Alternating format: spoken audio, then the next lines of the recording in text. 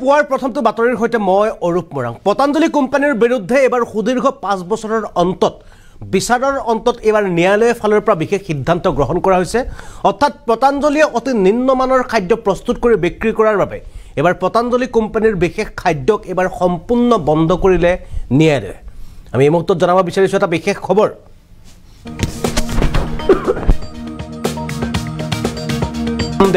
বাবা ৰামদেৱৰ পুনৰ আদালতত মুখ ঠেকেচা। গুণগত পৰীক্ষাত ব্যৰ্থ হৈছে পতঞ্জলিৰ নৱৰত্ন ইলাচি সোণ পাপৰি। উত্তৰাখণ্ডৰ পিথোৰাগড়া মুখ্য ন্যায়িক দণ্ডাধীশৰ আদালতৰ বিশেষ ৰায় পতঞ্জলিৰ সহকাৰী পৰিচালককে ধৰি 3জনক 6 মাহৰ বাবে কাৰাদণ্ড ঘোষণা কৰা হৈছে। কেৱল 6 মাহৰ কাৰাদণ্ডই নহয়, ভৰিব লাগিব বিশেষ পৰিমাণৰ জৰিমনা।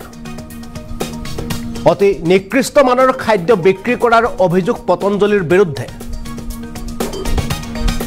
5 বছৰ ধৰি চলা শুনানিৰ অন্তত ৰায় প্ৰদান কৰিছে ন্যায়ালয়ে। আমি এই মুহূৰ্তত জনাইছোঁ এটা বিশেষ খবৰ। ৰামদেৱৰ যি পতঞ্জলি কোম্পানী আছিল, এই কোম্পানীক লৈ বিগত কিছুদিনৰ পৰা বিতৰ্কৰ সূচনা হৈছে আৰু এই বিতৰ্কক লৈ ক্ৰমাগতভাৱে ৰামদেৱে উচ্চতম ন্যায়ালয়ৰ মজিয়াত দ্বাৰস্থ হোৱা পৰিলক্ষিত হৈছে।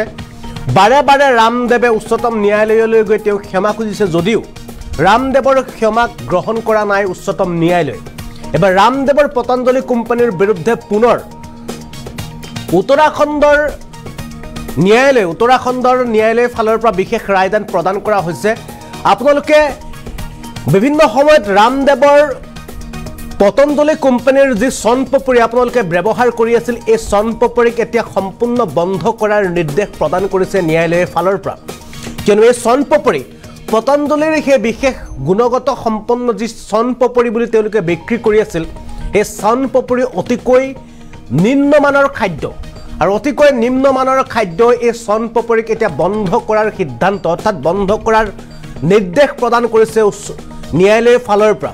কেৱল বন্ধ কৰাৰ নিৰ্দেশেই নহয়, 3জনকৈ সহকাৰী পৰিচালকসহ 3জনকৈ পতঞ্জলিৰ 6 মাহৰ বাবে কাৰাদণ্ড ঘোষণা কৰিছে। আৰু কেৱল কাৰাদণ্ড নহয়, তেওঁলোকে সেই 6 মাহৰ কাৰাদণ্ডৰ লগতে তেওঁলোকে ভৰিব লাগিব নিৰ্দিষ্ট পৰিমাণৰ জৰিমনা। আৰু নিৰ্দিষ্ট পৰিমাণৰ জৰিমনাৰ কথা উল্লেখ কৰিছে। আৰু উত্তৰাখণ্ডৰ পিথোৰাগড়া যে ন্যায়ালয় আছে, সেই ন্যায়ালয়ৰ ফালৰ পৰাই বিশেষ নিৰ্দেশ প্ৰেৰণ কৰা হৈছে। আমি জনাইছোঁ এই বিশেষ খবৰটো কিয়নো আপোনালোকে বিভিন্ন সময়ত কেৱল ভাৰতই নহয়, কেৱল অসমই নহয়, বিশ্বৰ বিভিন্ন প্ৰান্তত ৰামদেৱৰ পতঞ্জলি কোম্পানীৰ বহু সামগ্ৰীক ৰাইজে অতি উৎসাহেৰে কিনে। কিয়নো তেওঁলোকে ভাবে যে ৰামদেৱৰ পতঞ্জলি নিজকে যোগগুৰু বুলি কোৱা এগৰাকী ৰামদেৱৰ পতঞ্জলি কোম্পানীৰ যিসমূহ বিভিন্ন প্ৰকাৰৰ খাদ্যৰ পৰা আৰম্ভ কৰি বিভিন্ন প্ৰকাৰৰ যিসমূহ সামগ্ৰীক তেওঁলোকে অতি উৎসাহেৰে তেওঁলোকে ক্ৰয় কৰে যে এয়া গুণগত সম্পন্ন সামগ্ৰী বুলি। কিন্তু প্ৰকৃততে এই সামগ্ৰীত এতিয়া এটাকৈ ধৰা পৰিছে কেনে প্ৰকাৰে তেওঁলোকে এই সামগ্ৰীসমূহ প্ৰস্তুত কৰে।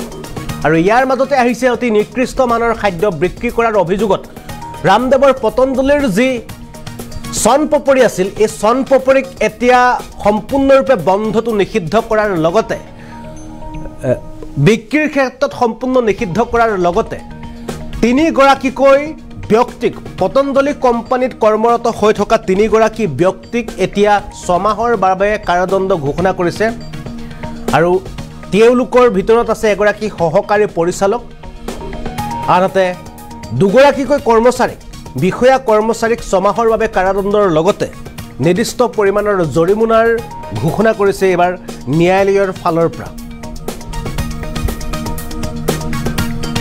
ইতিমধ্যে আমি জনালোঁ যে আদালতত পুনৰ মুখ ঠেকেচা খাইছে বাবা ৰামদেৱে। গুণগত পৰীক্ষাত ব্যৰ্থ হৈছে পতঞ্জলিৰ নৱৰত্ন ইলাচি সোণ পাপৰি।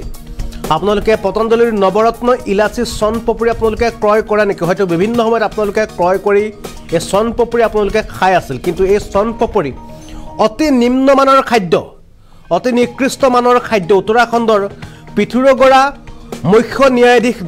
মুখ্য ন্যায়িক দণ্ডাধীশৰ আদালতে দিছে এক বিশেষ ৰায়।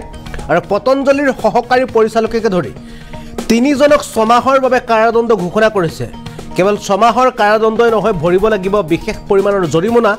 অতি নিকৃষ্ট মানৰ খাদ্য বিক্ৰী কৰাৰ অভিযোগ পতঞ্জলিৰ বিৰুদ্ধে 5 বছৰ ধৰি সুদীৰ্ঘ 5 বছৰ ধৰি এই বিষয়টোৰ সম্পৰ্কত বা এই বিষয়টোক লৈ ন্যায়ালয়ত শুনানি চলি আছিল আৰু শেহতীয়া পৰ্যায়ত ন্যায়ালয়ৰ ফালৰ পৰা উত্তৰাখণ্ডৰ ন্যায়ালয়ৰ ফালৰ পৰা মুখ্য ন্যায়িক দণ্ডাধীশৰ আদালতে এই চনপপৰি যি নৱৰত্ন ইলাচি চনপপৰি পতঞ্জলিৰ এই চনপপৰিক বন্ধৰ নিৰ্দেশ দিয়াৰ লগতে 3 জনক কাৰাদণ্ডৰ ঘোষণা কৰিছে উত্তৰাখণ্ডৰ মুখ্য ন্যায়িক দণ্ডাধীশৰ আদালতে আৰু সেয়েহে আপোনালোকে এতিয়াৰ পৰা পতঞ্জলি সামগ্ৰী ক্ৰয় কৰাৰ পৰা বিৰত থাকক কিয়নো এই পতঞ্জলিত অতি ভয়ংকৰ পৰিমাণে কেমিকেল ব্যৱহাৰ কৰাৰ উপৰিও অতি নিম্নমানৰ খাদ্য প্ৰস্তুত কৰাৰ বিভিন্ন সময়ত অভিযোগ উত্থাপন হৈ আছে আৰু বাৰে বাৰে ৰামদেৱে উচ্চতম ন্যায়ালয়ৰ দ্বাৰস্থ হৈ তেওঁ ক্ষমা খুজি আছে যদিও উচ্চতম ন্যায়ালয়ৰ ফালৰ পৰা কোনো ধৰণৰ ক্ষমা কৰি দিয়া নাই ৰামদেৱক আৰু পতঞ্জলি কোম্পানী শেষত